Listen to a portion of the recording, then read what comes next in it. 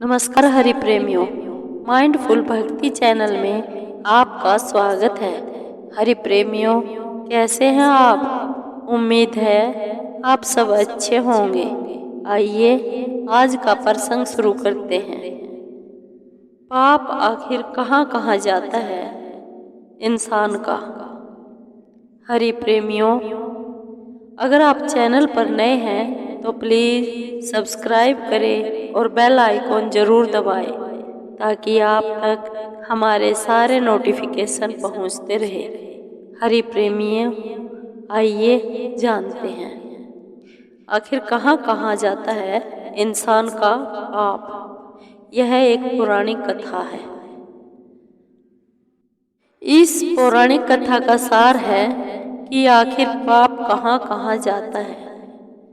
इसी संदर्भ में एक बार एक ऋषि ने सोचा कि लोग पाप धोने के लिए सभी लोग गंगा जी जाते हैं। ऐसे में सारे पाप गंगा जी में ही समा जाते हैं। इस तरह तो गंगा भी पापी हो जाएगी। उस ऋषि ने यह जानने के लिए आखिर पाप कहाँ कहाँ जाता है तपस्या की। तपस्या करने के फलस्वरूप देवगण प्रकट हुए।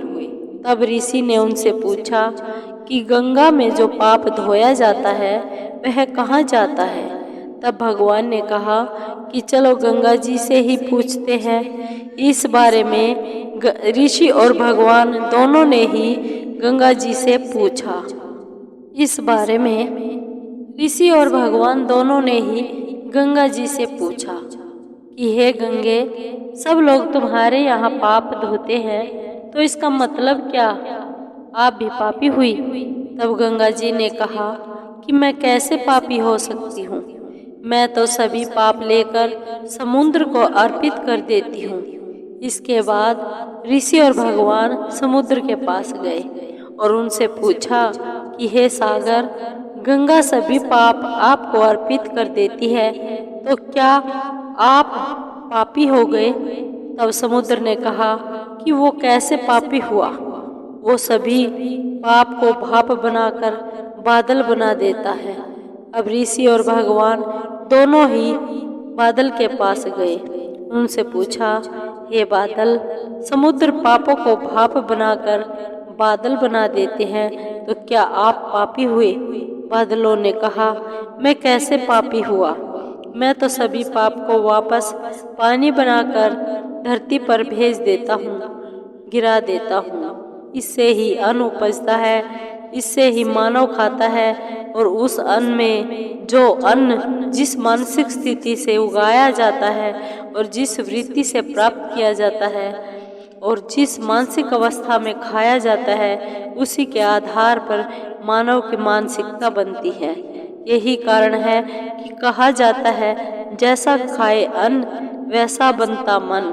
जिस वृत्ति से अन्न प्राप्त किया जाता है और जिस मानसिक अवस्था में खाया जाता है वैसा ही विचार मानव का बन जाता है।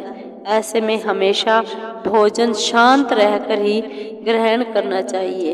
अन्न जिस दिन धन से जैसे धन से खरीदा जाए वह धन भी श्रम का होना चाहिए, वह भी बेईमानी का नहीं होना चाहिए। हरि प्रेमियों, आपको ये वीडियो कैसी लगी?